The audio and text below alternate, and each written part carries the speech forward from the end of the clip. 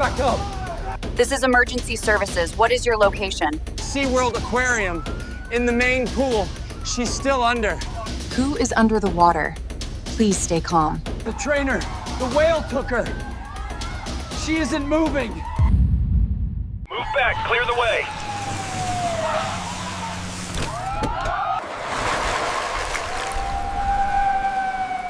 It looked like magic. It was anything but. Under the blinding floodlights, the pool glistened with perfect stillness, a mirror of blue meant to dazzle the crowd. Children clutched their souvenirs, parents lifted phones to capture the performance. For them, it was a spectacle of harmony, a dance between human and giant. For Sophie Byrne, it was the culmination of years of devotion, trust, and silent risk. No one in the stands could see what simmered beneath the surface.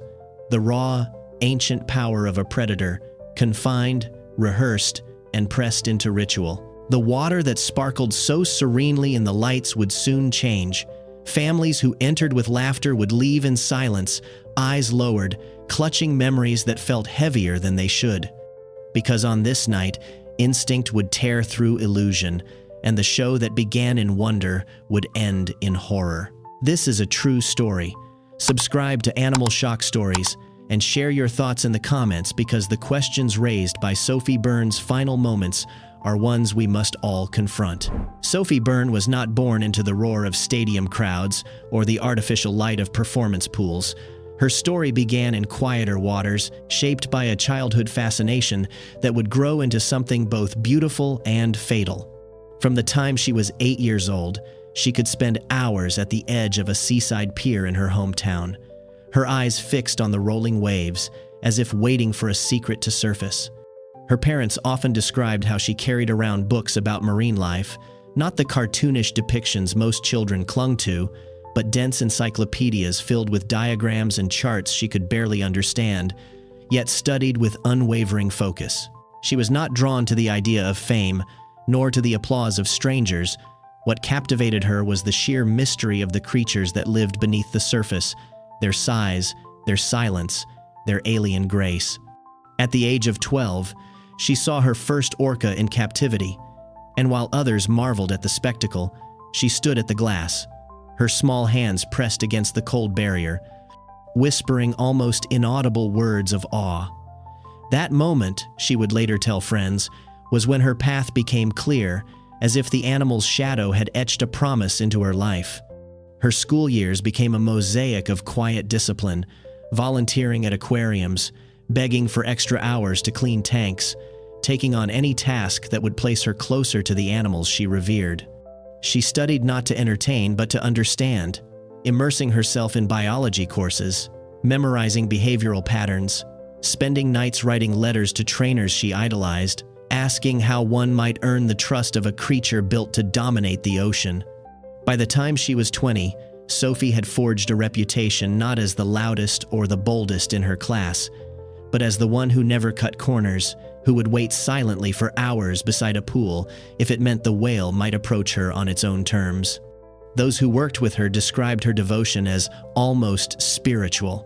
She carried herself not like a performer, but like a student in the presence of something larger than human comprehension. She believed, or perhaps needed to believe, that mutual respect could bridge the chasm between predator and handler. And yet, that reverence came with a subtle danger. The more she gave herself to the illusion of trust, the more she softened her awareness of the boundary that nature itself had drawn. To Sophie, the animals were never props or partners in a circus act. They were teachers, living embodiments of power tempered by silence. She was not blind to the risks, but she wrapped those risks in the fabric of purpose, convincing herself that devotion could overwrite instinct.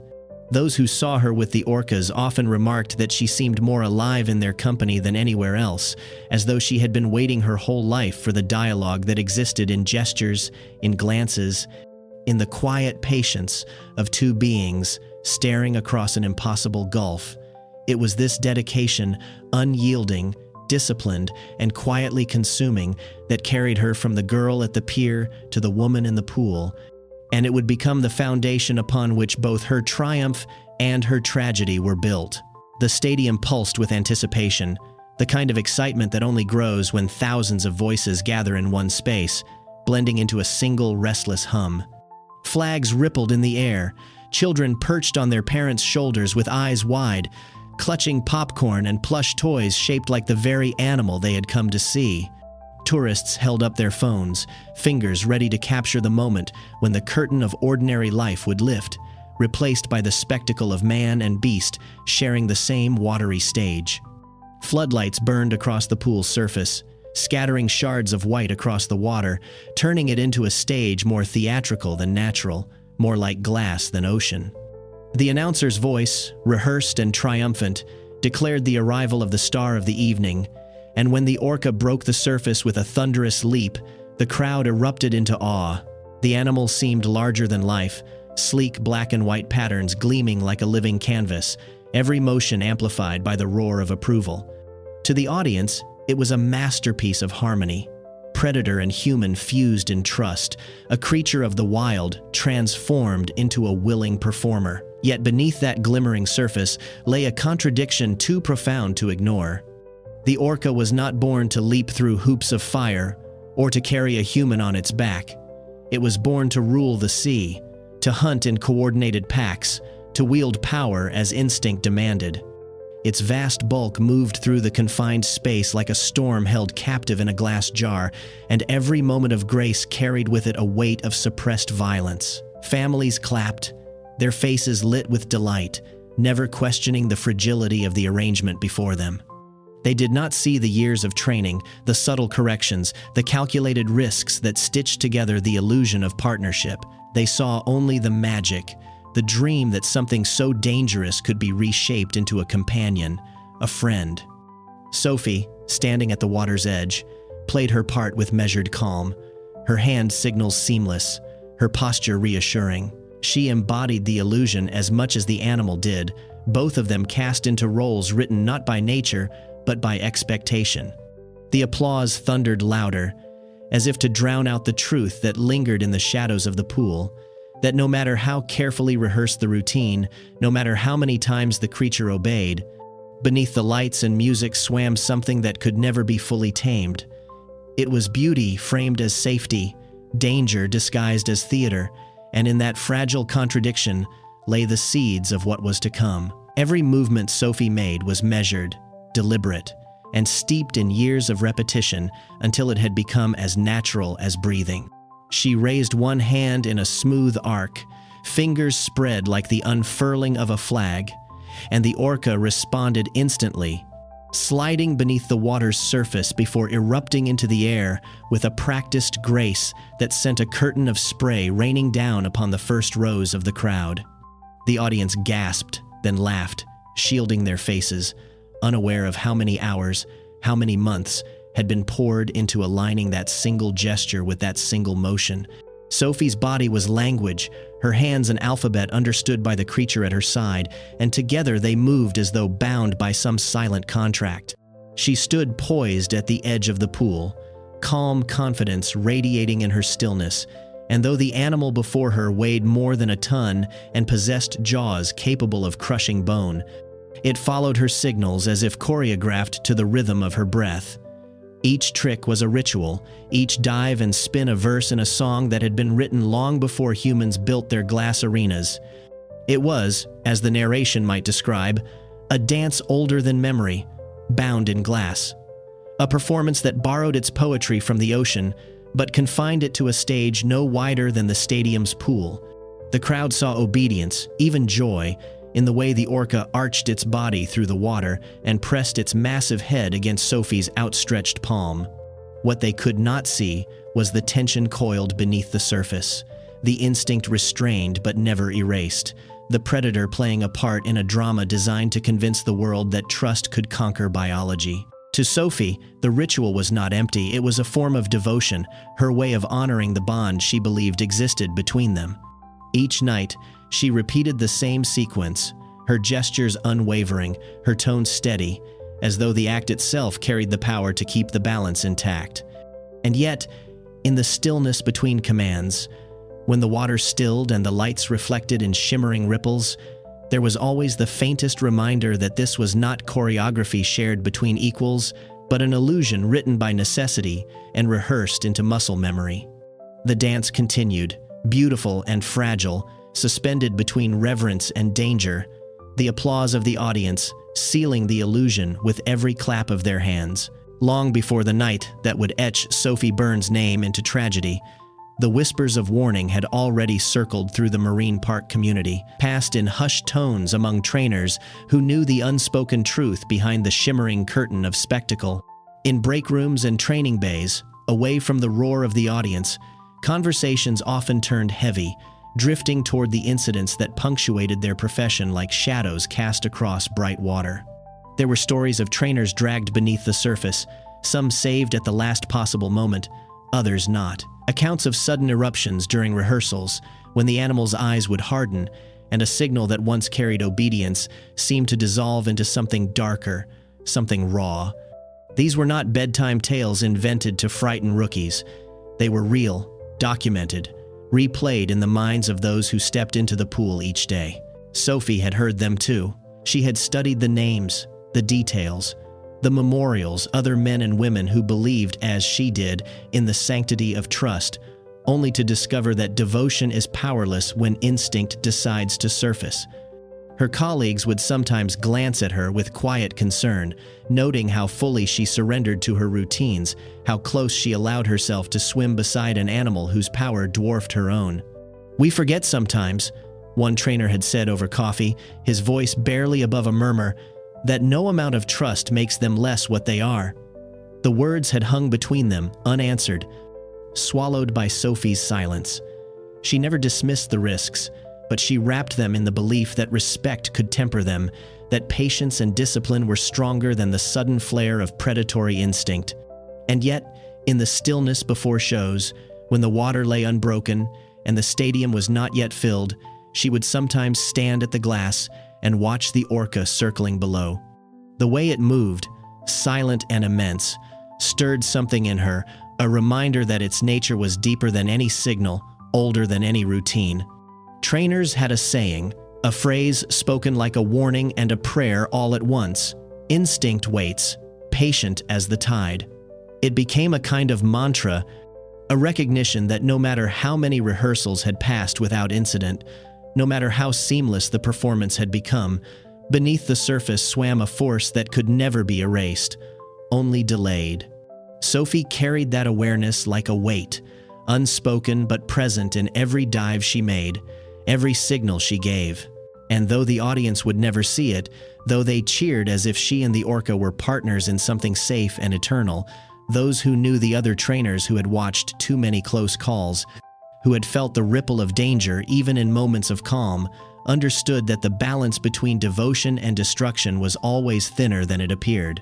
In the quieter hours, before the seats filled with restless children and expectant families, Sophie could be found at the edge of the pool, kneeling with a bucket of fish balanced beside her, her hand brushing gently against the slick black and white skin of the Orca as it surfaced to meet her. These moments were stripped of spectacle, stripped of floodlights and amplified music.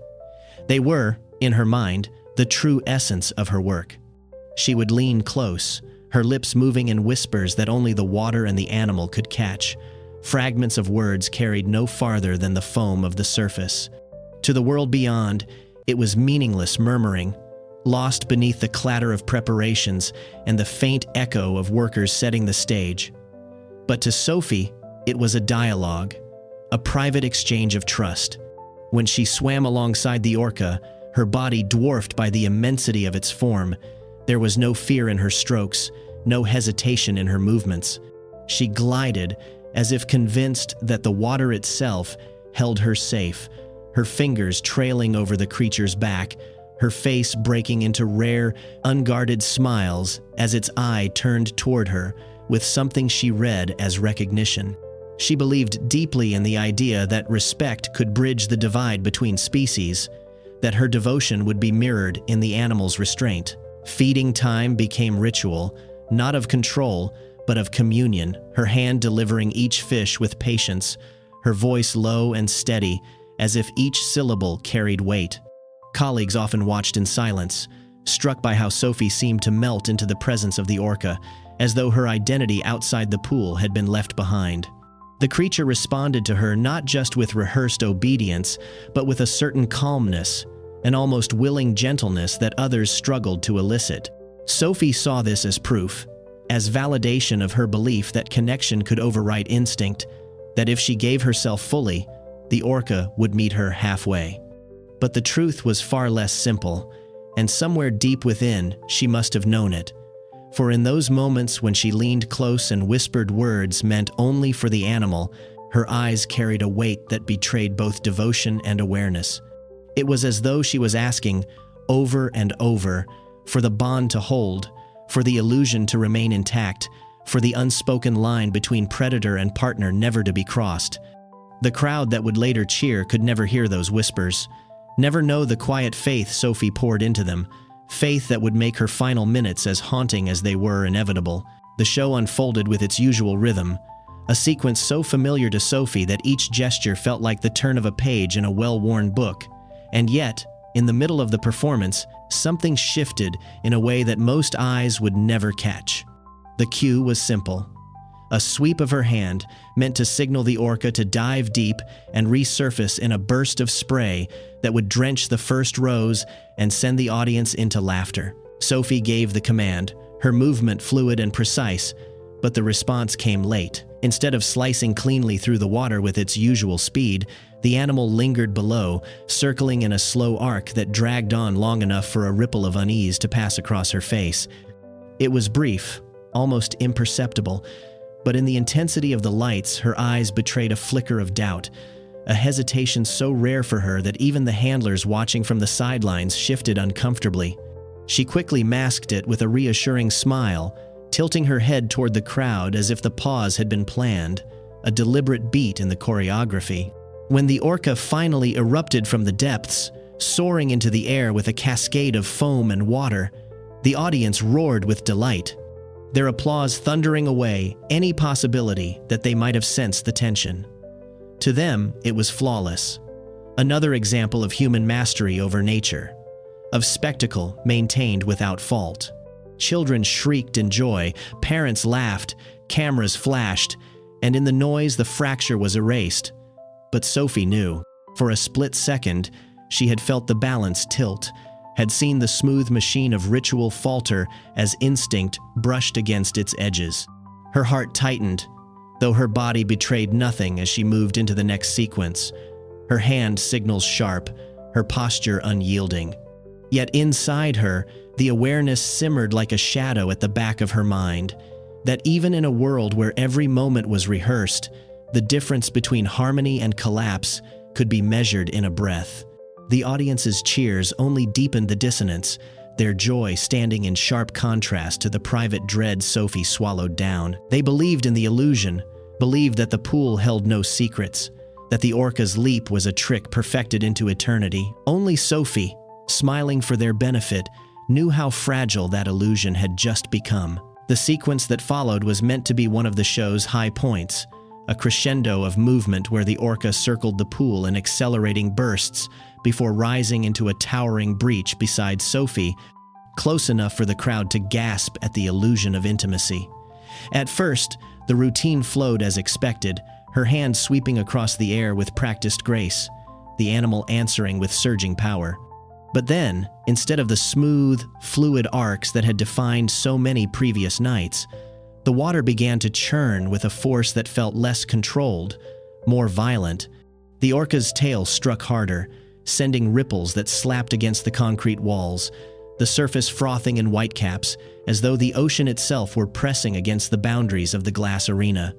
Sophie kept her signals calm, her body a portrait of composure, yet the animal's pace quickened beyond the rhythm they had rehearsed, and for those who watched closely the trainers at poolside, it was impossible not to notice.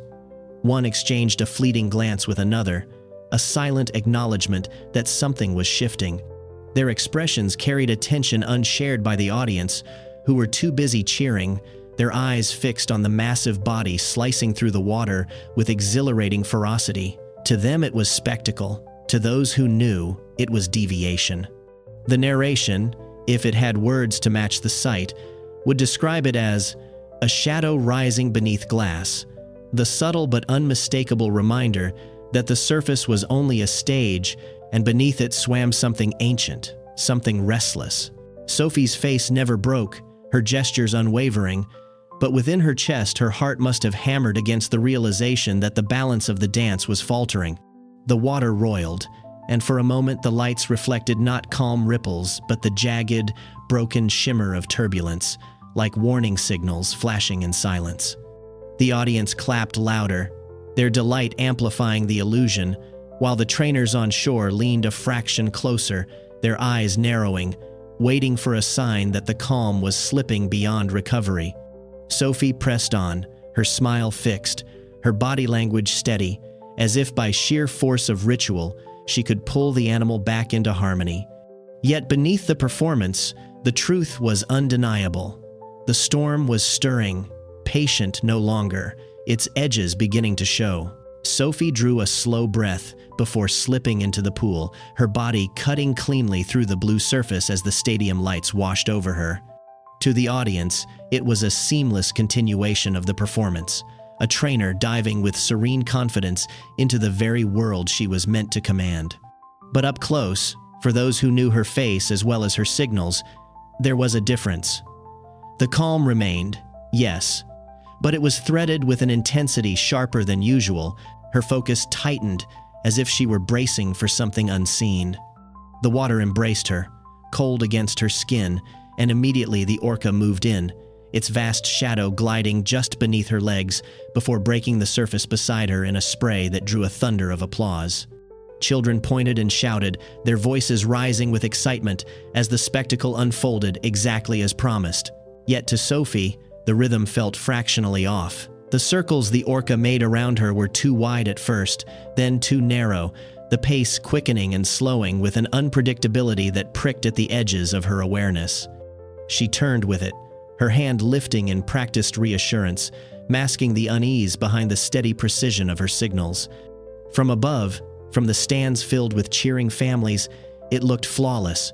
Woman and animal in perfect synchrony, trust displayed as theater, phones flashed, laughter rippled, the illusion of harmony holding strong under the lights. But inside the pool, Sophie's world was pared down to the currents shifting around her body, the gleam of the Orca's eye as it passed too close, the low thrum of its power vibrating through the water. For a fleeting moment, the boundary between ritual and rupture blurred, but only she felt it. The crowd, blind to the subtle fractures, applauded louder still, convinced they were witnessing the unshakable beauty of trust, unaware that beneath the shining surface, the balance was trembling on its last thread. It happened in an instant, so fast that the mind could hardly register the shift between spectacle and catastrophe. One moment, Sophie was gliding beside the Orca, her arm extended in that familiar gesture of trust, and the next, the water exploded upward in a violent surge, a dark mass erupting with a force that shattered the rhythm of the show. The Orca lunged without warning, its immense jaws clamping down, and Sophie was wrenched beneath the surface in a blur of foam and spray.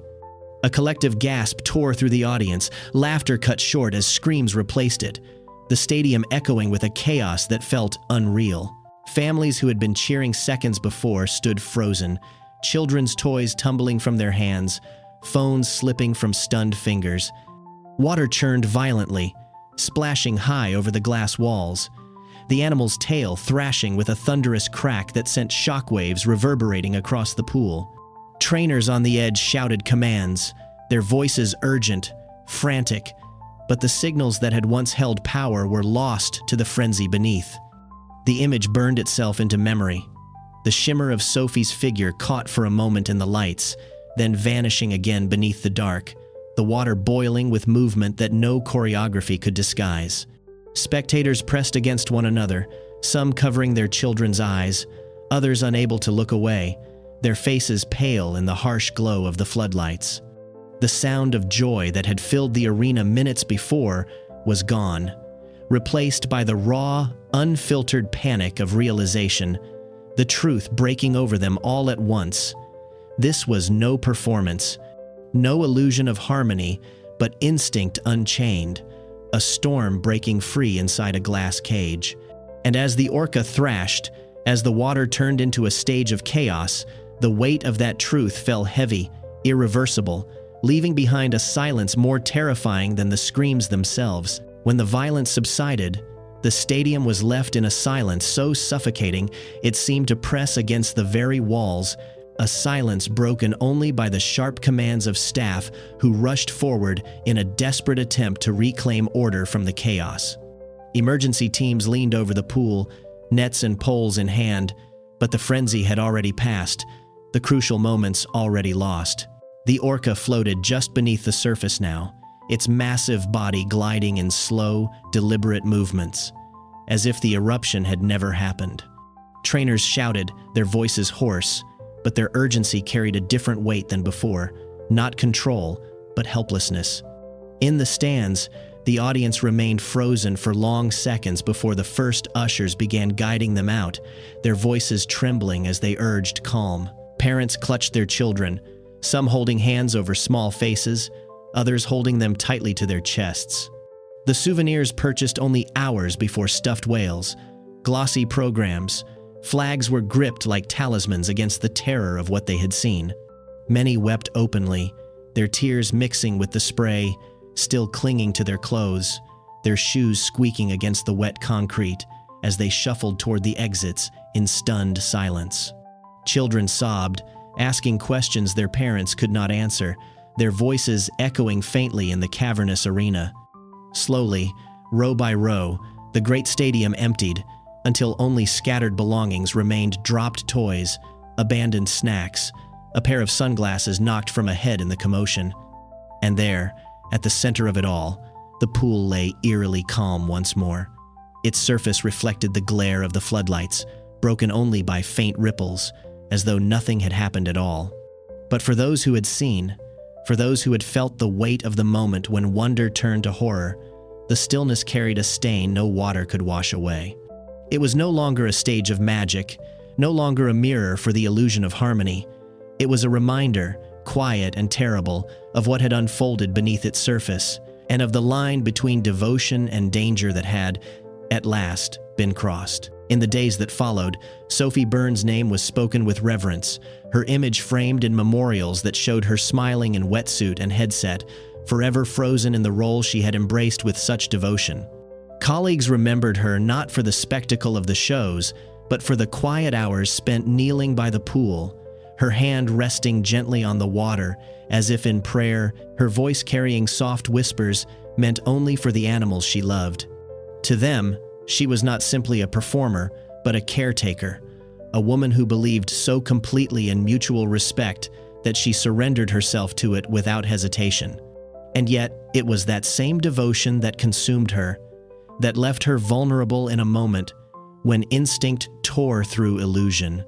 The public mourned, flowers and handwritten notes gathering at the gates of the aquarium, children's drawings of whales and trainers taped to concrete walls, tokens of grief for a story too heavy for their young minds to fully grasp. Experts spoke softly in interviews, reminding the world of truths long known but too often ignored, that orcas are predators, not performers, their power older than the choreography imposed upon them, their instincts impervious to ritual. They spoke of patterns, of warnings, of the countless times the balance had faltered in the past, always with the same conclusion that no matter how much trust, no matter how much training, the line between devotion and danger can never be erased. And so the reflection deepened, heavy and haunting, framed by a question that lingered long after the applause had faded and the pool lay still once more. When we mistake ritual for respect and performance for partnership, what happens when instinct reminds us of the truth?